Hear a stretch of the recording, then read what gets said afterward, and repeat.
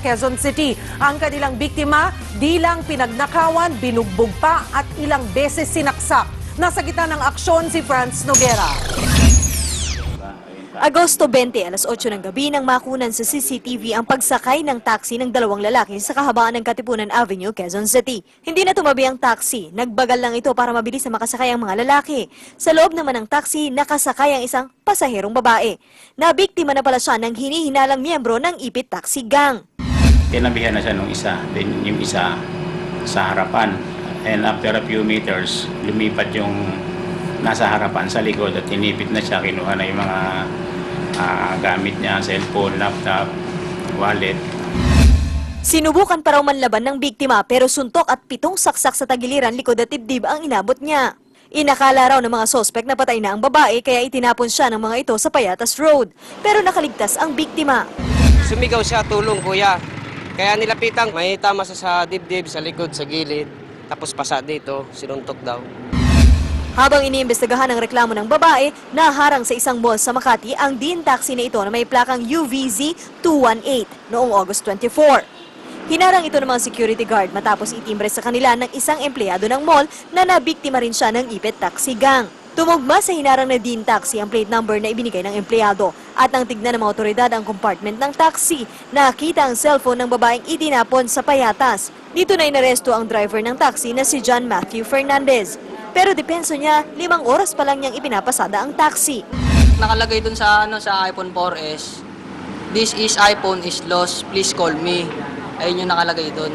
Kaya yung yung tinanong ako sa akin ng security guard na may iPhone nga na nawawala, nilabas ko. Yung napalayo lang po talaga ako ng karahe, ma'am, kaya hindi ko na isoli agad sa operator ko. Kinasuhan na ng theft si Fernandez. Tuloy naman ang investigasyon sa parehong kaso. Umaaksyon, Franz Noguera, News 5.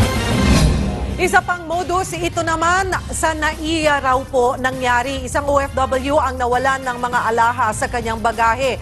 Alam niyo kung saan niya ito nakita? Sa isang online selling site. Nasa gitna ng aksyon, si Michelle Mediana. Nitong Mayo lang, bangungot ang sinapit ng isang OFW nang bumalik siya sa Dubai matapos magbakasyon dito sa Pilipinas. Ayon sa ina ng OFW na itinago sa pangalang Nadine, nalimas ang mga mamahaling relo, kwintas at bracelet na dala ng kanyang anak sa bagahe nito. Ang halaga nito, aabot sa ₱250,000.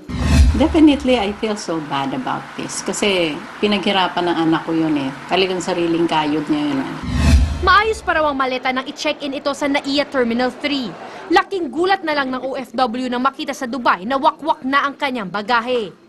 Pagdating niya doon niya lang na-discover na nawawalan na siya ng mga nakatago niyang gamit doon sa kanyang luggage.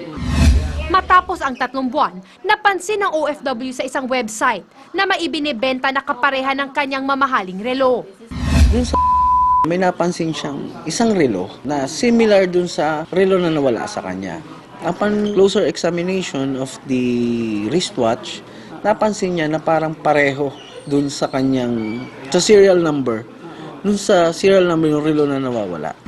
Sa tulong ng NBI Anti-Organized and Transnational Crime Division, nahuli ang isang suspect sa ikinasang entrapment operation. Nakuha sa kanyang isa sa mga relong ninakaw.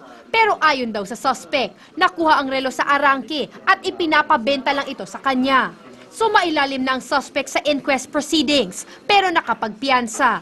Iniimbestigahan na ng NBI kung may sabwatang nagaganap sa mga tauhan ng airport.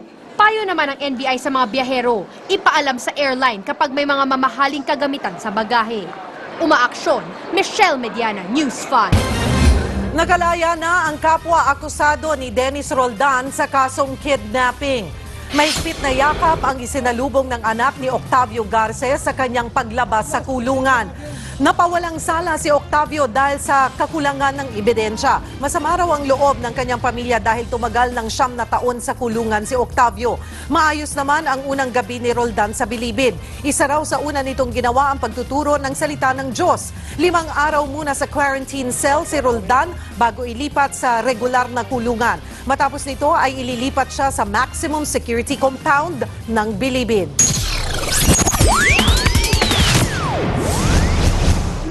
Aksyon politika, mga kapatid. Pinag-iisipan daw ni Senadora Miran Santiago ang pagtakbo bilang Pangulo sa 2016. Yan ay kung maraming magpapahayag ng suporta sa kanya. Sa isang interview, hiniling ng constitutionalist na si Father Joaquin Bernas kay Pangulong Aquino na huwag nang makangad ng ikalawang termino para bigyan ng pagkakataon ang senadora.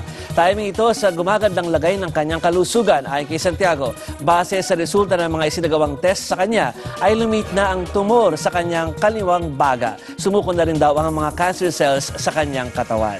1998 ang huli siyang tumakbo bilang presidente pero natalo kay Joseph Estrada. At noong 1992, yung una niyang pagtakbo, naging dikit naman ang laban nila ni dating Pangulong Fidel Ramos. Kung sakaling balikan niya ang ganitong karera, baka po makipagsanib puwersa raw siya sa Liberal Party ng administrasyon o sa Nacionalista Party or NP naman ni Manny Villar.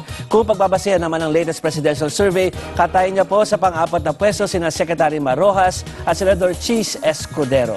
Nasa top 3 sina Vice President Binay, Senador Grace Poe at si Manila Mayor Erap Estrada. So, ako ay nag-monitor ako sa social media. Wala masyadong komento kung sa pagtakbo niya pero maraming komento tungkol sa kanyang gumagandang kalusugan. So maraming natutuwa doon sa aspeto. Parang good news yun for them. Pero delikado yun. If she's really considering, baka it might take a toll on her health, diba? Mahirap mangampanya ng buong Pilipinas, ha? Pero yan, since pinag-usapan natin, Cheryl, yung tungkol sa politika at pagtapos sa 2016, ang tanong dyan, meron bang eleksyon?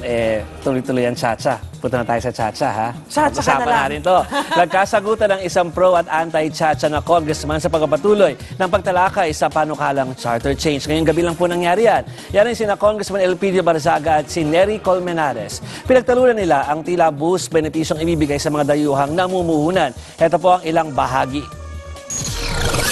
Why are we going to amend that provision, Mr. Speaker? The question is, what is wrong specifically with that provision, Mr. Speaker? No.